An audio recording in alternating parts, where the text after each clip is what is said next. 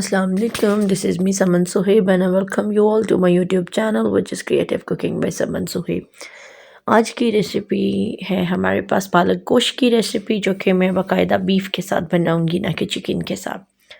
यहाँ पे मैंने पालक ले ली है, बड़ी ही प्यारी सी, एक ही गट्टी ली है। मेरे लिए एक जो है इसका बंच काफ़ी था, क्योंकि मेरी फैमिली में आपको पता है मैं, मेरे हस्बैंड और छोटे 2 बच्चे हैं, तो बच्चे खैर सच इतना नहीं खाते। तो रेसिपी बड़ी मज़े की है, इतना फ्रेश ग्रीन कलर लग रहा है वीडियो के ऊपर भी, और जब मैं इसको ओरिजिनली करी थी तो भी बहुत जो है ना प्लेजेंट सा लग रहा था, फ्रेश ग्रीन सा ये कलर। चलें जी, यहाँ पे पालक हमने बना ली है। इसको ये देखें, यहाँ पे मैं धो भी चुकी हूँ अच्छे से। इसको 2-3 पानियों में से निकाल दें, बड़े पतीले में डाल के इसको अच्छे से धो लें या किसी टोकरी में डाल के। अब हमारा स्टेप ये है कि हमने इसको बॉईल करना है। थोड़ी थोड़ी डंडियाँ मैंने इसके साथ ही रहने दी हैं, क्योंकि ये अच्छी लगती हैं, इससे भी जो है ना ग्राइंड हो जाना है तो इतना कुछ ख़ास फ़र्क नहीं पड़ना। यहाँ पे अब हम बीफ का जो है तैयारी कर लेते हैं, बीफ का सालन बनाने की। यहाँ पे मैंने खुला डुला ऑयल डाल लिया है। आगे चल के मैं आपको बताऊँगी कि इतना ज़्यादा ऑयल डालने का मकसद क्या है।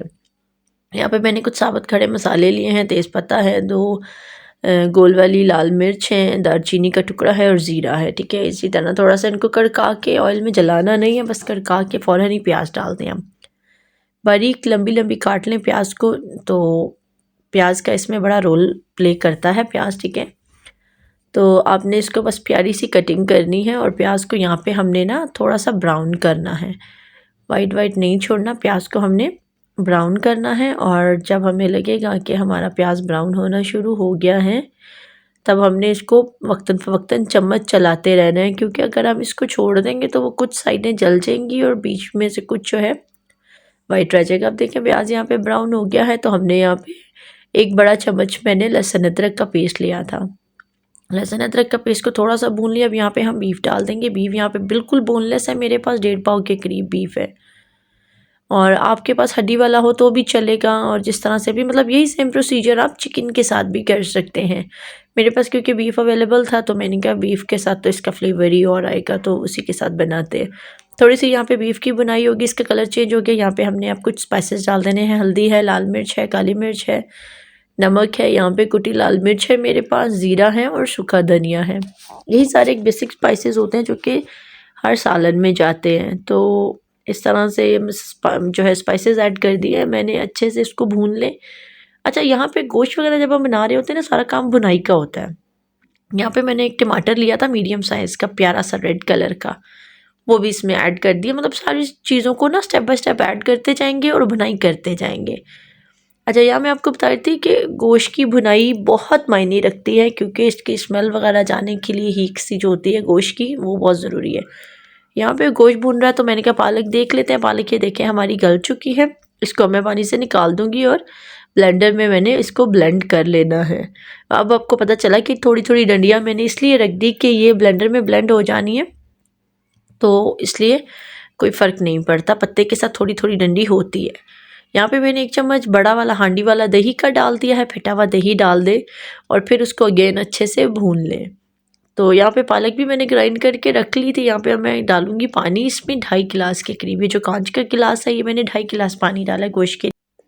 यहाँ पे अब थोड़ा सा पानी को बॉयल आने देंगे, फिर हम प्रेशर को बंद कर देंगे और 20 से 22 मिनट के लिए हमने गोश्त को गलाना है। ये देखें जी, यहाँ पे जो है गोश्त हमारा गल चुका है। अच्छा, ये देख लें, बर्तन को देख के तुसी आ ना किते कहण बह जाइयो कि बाजी ने जड़ा या सालन जलाता, आ देख लो वो तुसी पैंदा बिल्कुल साफ सुथरा वा। तो मेरा ना बस चूल्हे का थोड़ा सा इशू है कि एक साइड की तरफ को ना ये लेके जाता। मैंने अपने हस्बैंड को बोला भी है कि थोड़ा सा इसको ना मुझे सेटल करवा दें। तो एक साइड की तरफ जब सेक जाता है ना, वो प्रेशर में स्पेशली, क्योंकि फ्लेम बिल्कुल फुल होती है, तो वो इस तरह से साइड थोड़ी सी वो हो जाती है ख़राब, अदरवाइज सालन वगैरह नहीं जलता अल्हम्दुलिल्लाह। तो ये देखें, इसको मैंने अब देगची में शिफ्ट कर लिया है, और इसकी यहाँ पे थोड़ी सी अगेन हम बुनाई करेंगे, क्योंकि बुनाई तो हम पहले खर्च कर चुके थे। थोड़ी सी यहाँ पे करके जैसे ही ऑयल छूटेगा हमने इसमें पालक, देखें बॉइलिंग के बाद भी कितना खूबसूरत ग्रीन कलर है पालक का, बिल्कुल भी वो काला काला सा नहीं हुआ, ये बहुत प्यारा फ्रेश ग्रीन कलर है। पालक हमने डाल दी नहीं इस तरह से, ये देखें शुरू में अब मैंने जो ऑयल डाला था ना ज़्यादा सालन में, उसका मकसद यही था कि पालक के ऊपर जब ये तेल छूटता है ना, तो इसकी बहुत प्यारी लुक आती है। यहाँ पे इसको कवर करके थोड़ी देर मैंने रखा था, और अब ये देखें हल्का हल्का जो ऑयल है ये बहुत प्यारी लुक दे रहा है। अगर ये ऑयल ना हो तो ये बिल्कुल ही मुरझाई मुरझाई सी लुक को। यहाँ पे थोड़ा सा मैंने गरम मसाला ऐड किया है और गरम मसाले को ऐड करके फिर इसको मिक्स कर लेंगे और अब हम डिश आउट कर लेंगे।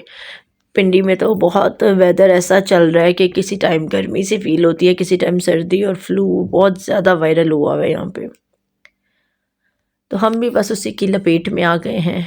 आप सबसे बस यही है रिक्वेस्ट कि अपना ख्याल रखा करें, ज़रा अपने आप को कवर रखें, सेफ़ रखें। यहाँ पे मैंने इसको गार्निश कर दिया है हरा धनिया और हरी मिर्च से, और बड़ी ही प्यारी खुशबू, और मैंने गर्मा गर्म फुलके उतारे इसके साथ और इतने ज़बरदस्त लग रहे थे फुलकों के साथ। मेरे हस्बैंड ने कहा सही चटपटी ज़बरदस्त से तुमने हांडी बनाई है कि मज़ा आ गया खा के। उम्मीद करती हूँ वीडियो आपको पसंद आई होगी। पसंद आई है तो मेरी वीडियो को ज़रूर लाइक करें, प्यारा सा कमेंट करें, वीडियो को शेयर करें, चैनल को सब्सक्राइब करें, बेल आइकन को प्रेस किया करें यार। अपना ख्याल रखें, मुझे दुआ में याद रखें। मिलते हैं न्यू वीडियो के साथ। अल्लाह हाफिज़।